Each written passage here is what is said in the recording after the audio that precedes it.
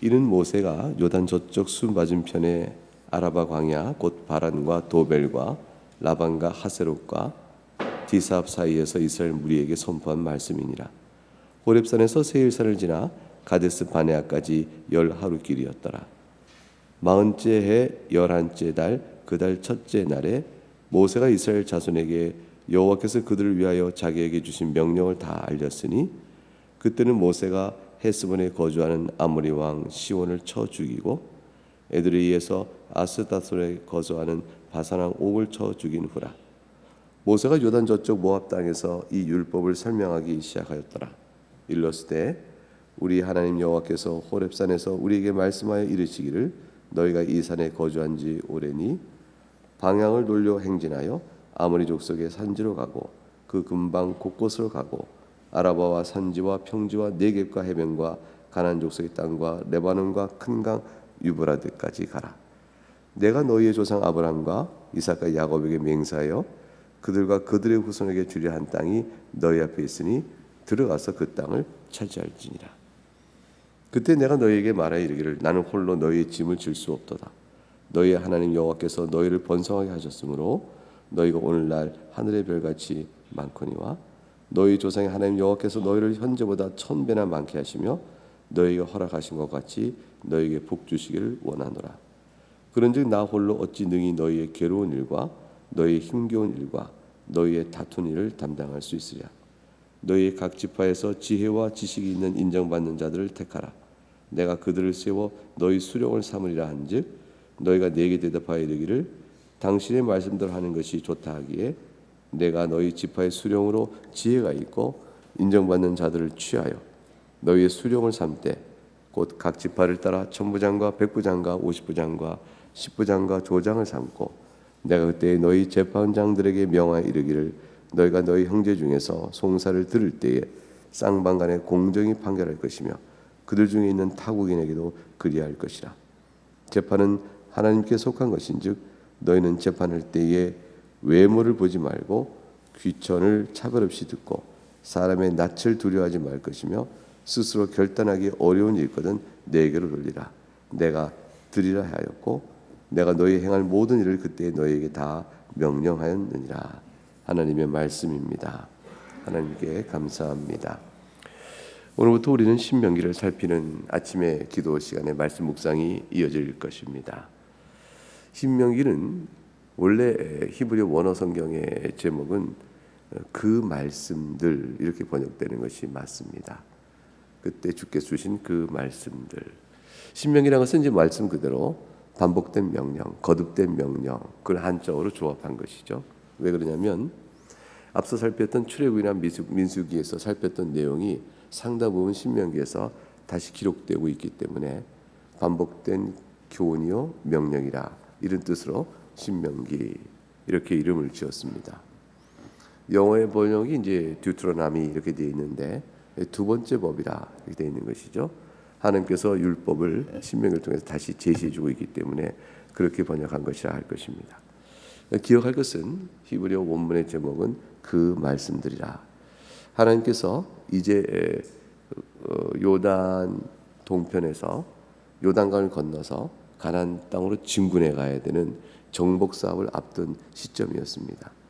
이때 모세는 정복 사업을 실제 행하며 앞장서 가나안 땅으로 들어가지 못합니다.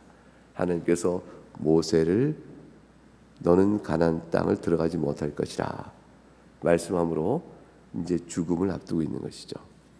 한번 생각을 해보셔요. 애굽의 왕자 40년, 미단 광야 40년, 80세에 하나의 부름 받고 그 강대한 제국인 애굽으로부터 히브리 백성, 하나님의 백성을 끌어내어 탈출시키며 광야 40년을 인도해온 모세. 그 모세가 소망의 약속의 땅 가나안 땅의 정복을 앞두고 이제 자신은 고별설교를 해야 되는 입장에 놓여 있습니다. 죽음을 앞두고 이제 이 이스라엘 백성이 어떻게 하나님 나라를 세워가는 건설의 이 일꾼으로 과연 정복 사업을 언제 이룰 것이며 약속된 땅에서 온전한 하나님 나라를 이루게 할 것인가. 이 미어지는 사명감과 책무감에 모세는 매우 큰 압박감과 그런 걸 느꼈을 것입니다. 그러니까 이제 고별 설교, 대개 마지막 때 임종 때 내어지는 유훈이 매우 무거운 것인 것처럼 모세 또한 무겁게 그리고 온 마음과 뜻을 정성을 다해서 이스라엘 백성에게 하나님의 교훈을 주기에 힘을 다 모으게 되죠. 그것이 이제 신명기에 압축되어 있는 것입니다. 그러니까 이 내용은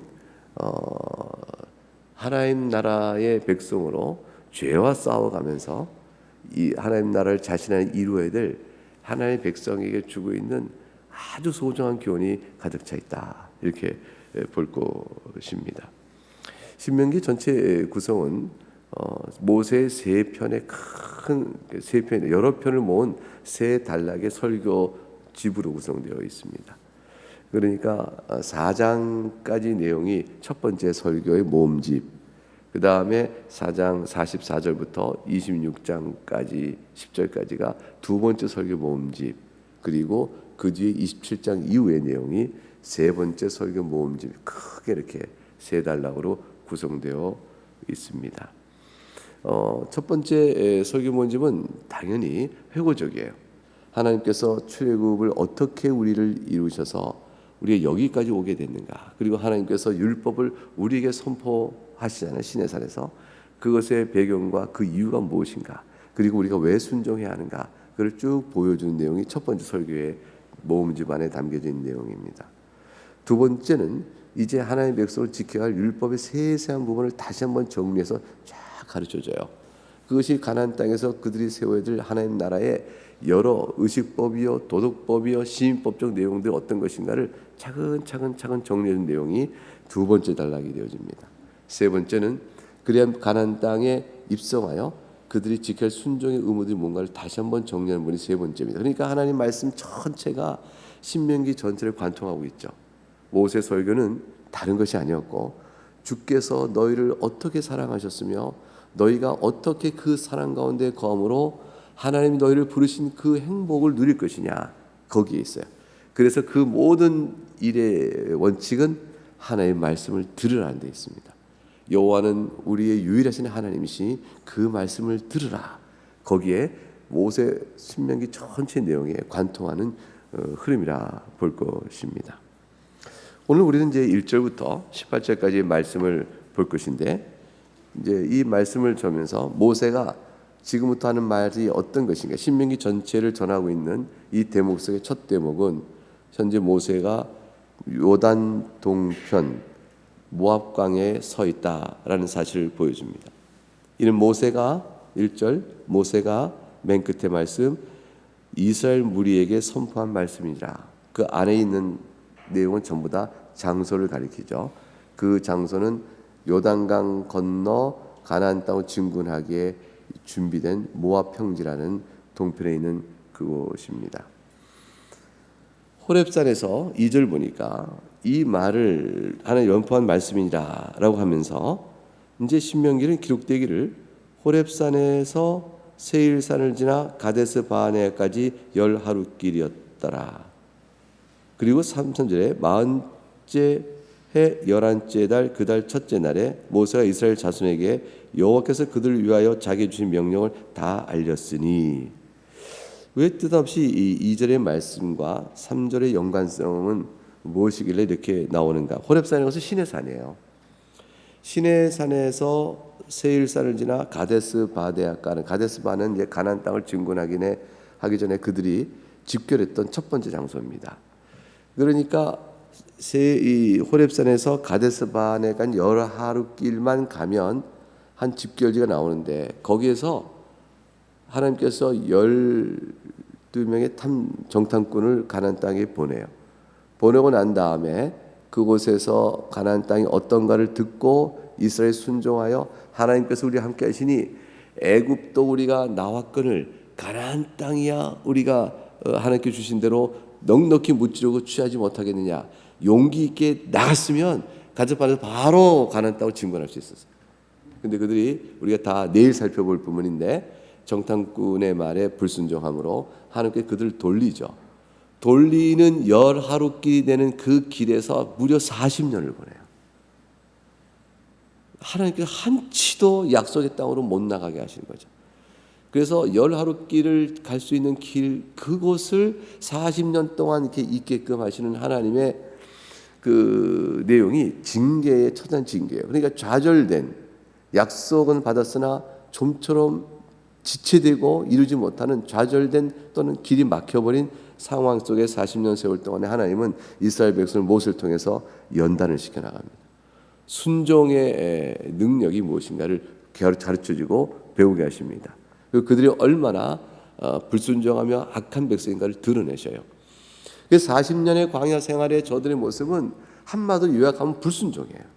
그 불순종의 모습은 첫 번째 가데스 바네아에서 그들이 하나님께서 가나안 땅을 주시고 약속했음에도 불구하고 능력과 하나님을 체험했음에도 불구하고 약속과 체험을 같이 갖고 있잖아요. 그런데 하나님을 믿지 못했던 불순종의 내용이 광야 생활 곳곳에서 다 드러나는 거예요. 얼마나 악한가, 인간의 본성이 어떤 것인가를 처절히 드러내시는데 1세대는 하나님께서 가나안 땅에 못 들어가시되 2세대를 통하여 가심으로 인해서 인간이 죄 중에 죽을 때에 받을 심판이 무엇인가를 우리에게 그대로 이스라엘에 시연해 보이셨어요. 우리의 신앙생활이 말이죠, 우리가 얼마나 신앙이 좋은가를 보여주는 신앙생활인가, 아니면 우리가 얼마나 불순종하는 사람들인가를 보여주는 신앙생활인가, 이걸 한번 생각해 볼 필요가 있는 거죠. 우리는 신앙생활을 해가면서 참으로 우리가 하나님을 얼마나 사랑하고 순종한 사람들인가를, 나의 신앙이 어떤 걸 보여주는 신앙생활을 해오고 있나, 아니면 반면에 신앙 속에서 내가 얼마나 하나님 앞에 불순종하며 본성상 죄인인가를 깨달아가는 신앙생활입니다. 양면이 다 있죠. 두 가지 면이 다 있습니다.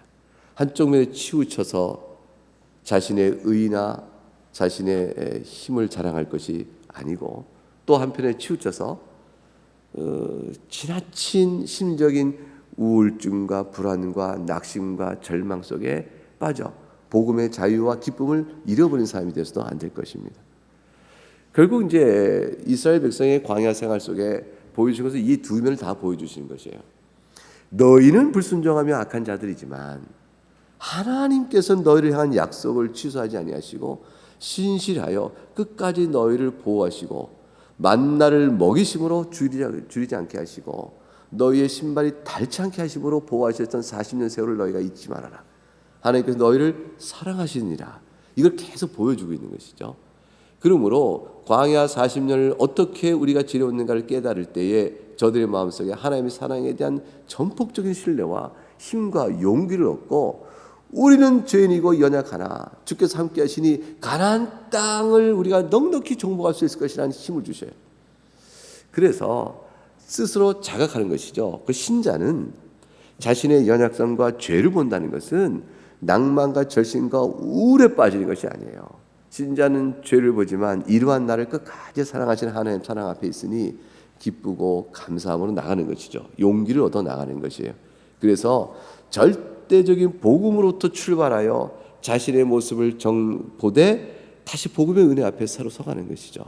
그럴 때 우리는 하나님의 말씀에 신명기에 관통하는 원리, 너희는 하나님의 말씀을 들으라, 이 말씀 앞에서 아멘 하고 나올 수가 있는 것이죠. 우리 안에 주의 뜻이 이루어지는 주기도문의 그 소원, 하나님 나라가 이 땅에 이루어지는 일들이, 하나님의 말씀이 우리 가운데 이루어질 일들을 조금씩 체험하며 알아가게 되어집니다.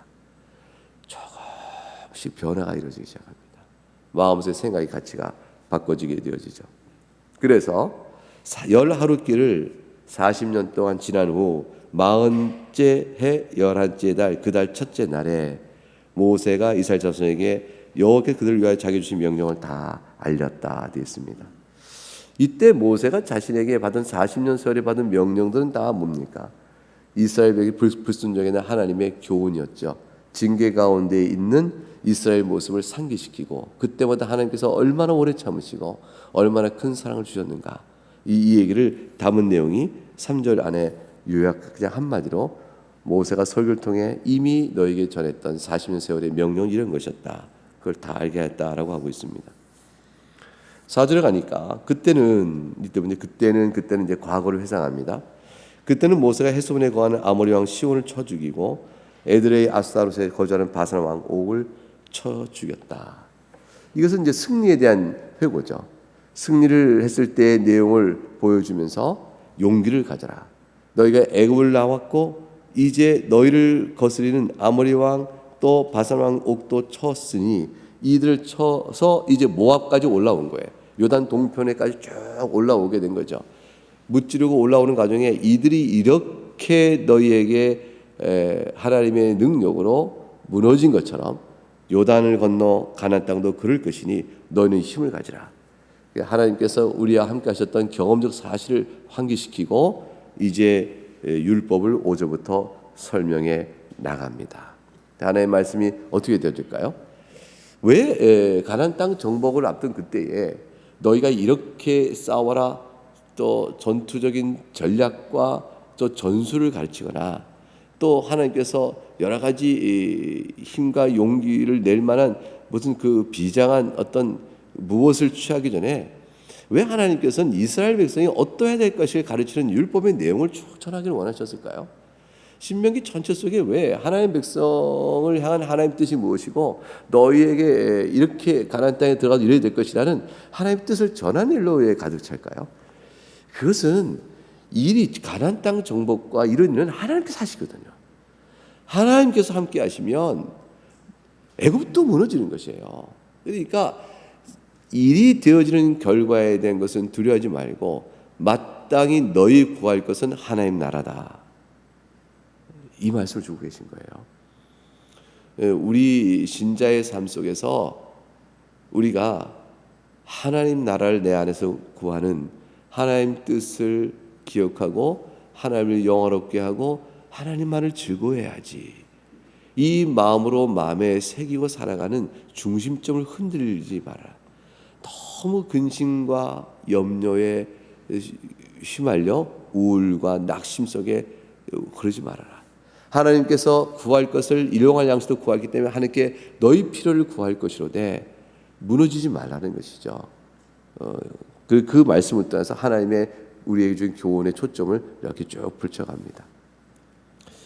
근데 6절부터 8절을 보게 되면 하나님께서 용기를 주시기 위해서 호렙산에서 가나안 정복 명령을 어떻게 주시는가를 다시 한번 쭉 설명합니다. 모세가 요단 저쪽 6절 우리 하나님 여호와께서 호렙산에서 우리에게 말씀하시기를 호렙산 시내산이라고 했습니다. 이제 이 산에 거주한 지 오래니 충분히 있었으니 이제 떠나라. 방향을 돌려 행진하여 아모리 족속 산지로 가고 그 근방 곳곳을 가고 아라바 산지와 쭉 유브라데까지 가라. 유브라 큰강 유브라데가 저 북쪽이에요. 그러니까 하나님께서 이제 진군의 방향을 세세히 알리셨죠. 이제 이렇게 어느 방향으로 진군하여 가나안 땅을 정복하러 갈 것인가를 알려주셨습니다. 그리고 8절에 내가 아브라함과 이삭과 야곱에게 맹세한 그 땅을 너희 앞에 두었으니 너희 그 땅을 차지하라. 하나님께서는 무모할 정도의 명령을 주신 것이죠. 방향을 돌려 행진하라. 그 산지로 나가라. 그리고 그 땅을 너희가 차지하라. 아무 훈련된 군사도 아니고요. 200만 되는 이 사람들은 사실 병력들이 아니잖아요. 근데 이들이 오랜 동안 그 땅에 구축하여 자기 병사를 갖고 한 나라를 건설한 자들 어떻게 쳐서 그 대적을 물리치고 땅을 정복할 수 있겠어요? 근데 하나님께서는 이들에게 대하여 딱 어떠한 명령 다른 것 없이 그냥 차지하라는 명령만 주십니다.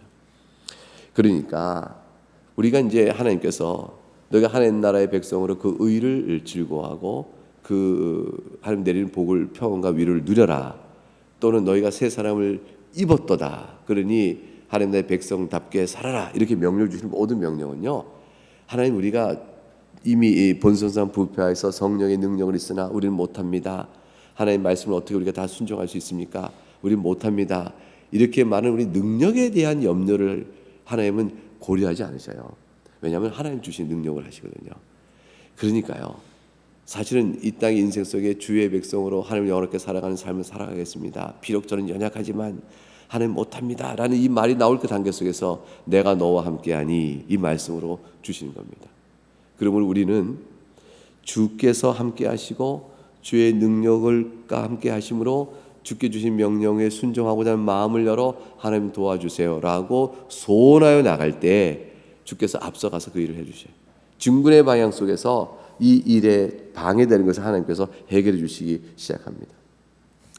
그리고 이제 9절 이하부터 다시 이제 모세는 마지막 들어가기 전에 정비를 할 것을 합니다. 그것이 회고의 내용이죠. 그 조직이에요. 이스라엘 백성을 하나님께서 어떻게 조직하셔서 했는가를 다시 한번 봅니다. 이제 병력이라고 할까요?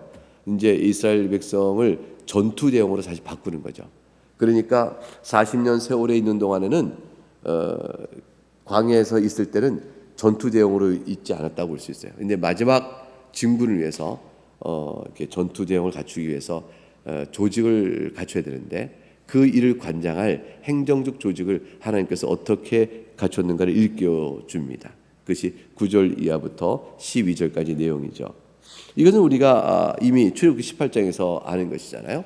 모세가 나의 짐이 너무 크도다. 내가 이 모든 일들을 어떻게 선악간에 재판하겠느냐 했을 때 이드로가 모세의 장 이드로가 조직을 갖춰라 라고 함으로 알려졌던 지혜가 있었습니다. 그래서 조장, 백부장, 천부장 이렇게 쭉 세웠던 그런 일들 같이 세웠습니다. 그리고 약속을 말해줍니다. 이 조직을 갖춘다는 것은 굉장히 중요한 의미가 있는데 하나님께서 우리 가운데 약속을 이루셔서 너희의 수를 하늘의 별처럼 이미 많게 하셨다라는 사실이에요. 그러니까 조직의 필요성은요, 하나님께 너희를 하늘의 별처럼 많게 하고 해변의 모래처럼 많게 할 것이라는 약속이 성취된 결과의 모습으로 조직의 필요성이 나와요. 하나님께 이 약속을 어떻게 성취하셨어요? 70여 명을 애굽에 보내셔서 나올 때 200만이 나오게 나오는 거예요. 장정만 60만. 그렇게 나오게 끌어내시는 것이죠.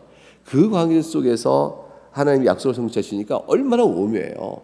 애굽에 들어가서 종살이하는 과정에 450년의 기간인데 그것이 하나님의 약속이 큰 백성으로 나오게 하는 과정이었단 말이죠. 하나님께서는 고난의 작업을 통해서 약속을 이루어지는 이런 섭리적 방편을 이루어갑니다. 누가 그 생각을 했을까요? 야곱이 자기 식구를 데리고 요셉이 있는 곳으로 애굽으로 들어갔을 때 과연 그렇게 되어 나올 것을 사람이 어떻게 알겠어요? 근데 하나님의 지혜 가운데 그 일을 이루어내셨고 과연 왔습니다. 모세는 이제 하나님께 약속을 지키셔서 너희를 번성케 하심으로 하늘의 별같이 많게 했으므로 이제 너희는 앞으로도 이 약속을 볼 때니 약속이 이루어진 것을 보거니와 앞으로는 1000배나 더 많게 하실 거야.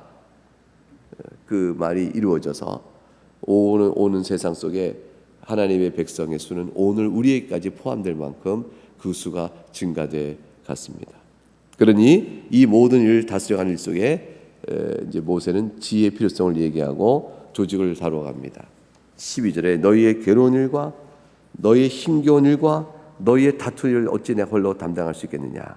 그래서 13절 15절까지 지혜와 지식이 있는 인정받는 자를 통해서 천부장, 백부장, 50부장, 10부장, 조장을 쭉 삼아내는 조직을 갖춰나가게 되어집니다. 어떤 사람을 세웠나요? 내용은 13절에 나와 있습니다. 지혜 있는 자를 세웠고요. 지식 있는 자를 세웠고요. 그렇다고 인정받는 자를 세웠어요. 그러니까 객관적으로 두루 평판이 있는 사람입니다. 널리 좋은 평판을 받고 있고 그에게는 지식이 있고 지혜가 있다. 이 지식과 지혜는 다 하나의 율법과 하나님의 뜻에 대한 관계된 거죠. 왜냐하면 재판을 해야 될 사람이기 때문에 그래요. 그래서 16절 18절 마지막 부분이 재판장을 세우는 것이죠. 송사를 들을 때 쌍방간에 공정히 판결할 것이요. 16절 타궁에도 그리하라. 그리고 17절에 외모를 보지 말고 귀천을 차별 없이 듣고 사람의 얼굴을 두려워하지 말 것이며 스스로 어려우면 내게 돌리라.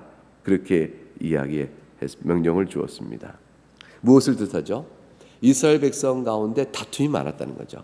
생각을 해보세요. 광야에서 200만이 모여 어우러져 있는 시민 생활을 하는 거죠. 하나의 시민 생활을 해나가면서 하나님을 예배하는 신앙 공동체로 살아야 되는데 신앙 공동체의 근간과 시민 생활의 이 법도를 지켜가기 위해서는 어쩔 수 없는 판단들이 필요한 거예요. 송사가 벌어지니까, 다툼이 벌어지니까. 교회도 하나의 조직을 갖추고 나가는 필요성이 왜 하나님께서 조직을 세우게 하실까요? 하나님께 교회를 세우실 때 주 예수님께서 자신의 교회를 세우시면서 직분자를 두신단 말이에요. 이거 왜 두셨을까요?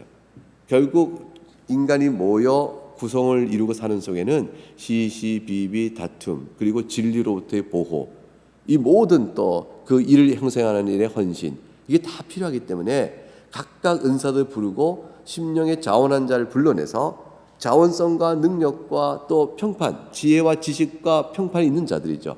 하나님의 말씀을 잘 알아야 돼요. 그래야 판단할 수 있는 능력이 생기고, 그리고 그것은 사람들 앞에 인정받아야 합니다. 그 인정받는 인격이 있어야 되는 거죠. 그 가운데서 리더십을 세워서 이 조직을 구성해 나갑니다. 이건 똑같은 일이에요. 그 뭘 의미하냐면, 사람은 신자라 할지라도 조직의 일과 또 이러한 리더십 통제가 필요한 사람들이라는 것을 의미하죠. 그래서 질서 있는 가운데서 주께서 교회를 세우신 뜻들을 이루어가는 겁니다. 이제 이스라엘 백성에도 그 뜻을 이루어가요. 가나안 정복이라는 이 압도적인 사역을 이루기 위해서 죄와 싸우는 것이죠. 물려오는 그 세상의 힘과 싸워가는 거예요. 용기가 필요하고 또 지혜가 필요하고 또 통제가 필요해요. 이 모든 일 속에서 이 조직을 갖춰서 해나가는 일을 먼저 언급하게 됩니다. 여기까지가 신명기 오늘 1장 18절까지 내용입니다. 말씀을 이렇게 살펴보면 참 왜 어떻게 이 여기까지 이 말씀 조직의 부까지 왜 처음에 언급을 해나갈까?